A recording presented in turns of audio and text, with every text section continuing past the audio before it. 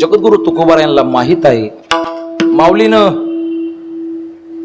माऊलीच्या हरिपाठातलं एक प्रमाण आहे, वायाची उपाधी धर्म. हे सगळं दंभ माजवणार आहे. मला येतं, मी करतो, मी करू शकतो, हे दंभ माजवतात. उपाध्या लावून घेऊ नका बाबा. म्हणून आता या ठिकाणी तर असे कोणी कलाकार नाहीत, पण बऱ्याच ठिकाणी असं पाहायला मिळतं. मार्तंड काय बरेच असे काय काय आहेत. कोकिळ कंठी,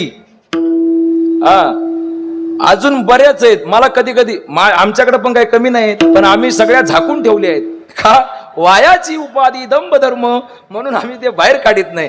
ऐका, बरेच जण आता अलीकडे 2-3 वर्षापासून महाराज एक नवीन उपाधी निघाली.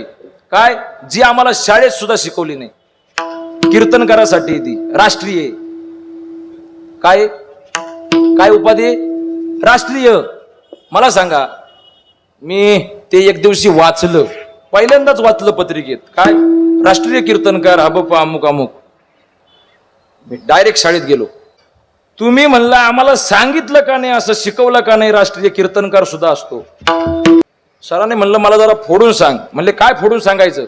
तुम्ही म्हणलं आम्हाला फक्त राष्ट्रीय जनावर सांगितलं, राष्ट्रीय पक्षी सांगितला, राष्ट्रीय प्राणी सांगितला, राष्ट्रगीत सांगितलं, सगळं सांगितलं, पण राष्ट्रीय कीर्तनकार सुद्धा आहेत हे माहित नाही. मग ते म्हणले असं कसं? मला सांगा, राष्ट्रीय पक्षी काय आहे? बरोबर की नाही? राष्ट्रीय प्राणी कोण आहे? सिंह. खुशाल मान हलवत आहे. राष्ट्रीय प्राणी कोण आहे? वाघ.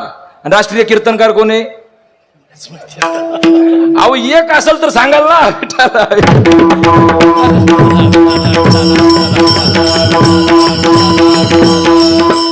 महाराज माहित आहे, या साधकांना या उपाध्या दंभ माजवतात. वायाची उपाधी दंभ धर्म, या उपाध्या दंभ माजवणार आहेत.